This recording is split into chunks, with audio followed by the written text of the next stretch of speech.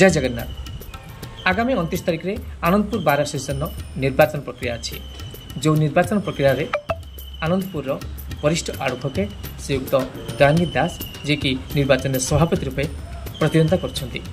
विगत दिन में से भी सभापति पद पर प्रतिज्ञा कर जीति समस्त एडवोकेट भाई मान प्रति समर्थन रही।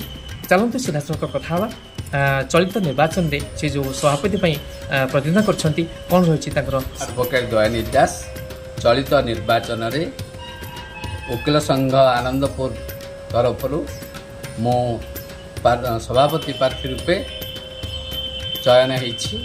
आपण मानकर विगत दिन में जमी आपण भल पाउथिले सेमती एबे मध्य मु आशा करुच्ची आपण मानकर भल पाइबा सहयोग कामना करुच्ची। चलित 29 तारिख शनिवार रे आपण मानकर सेही भल पाइबा मु आशा करुच्ची।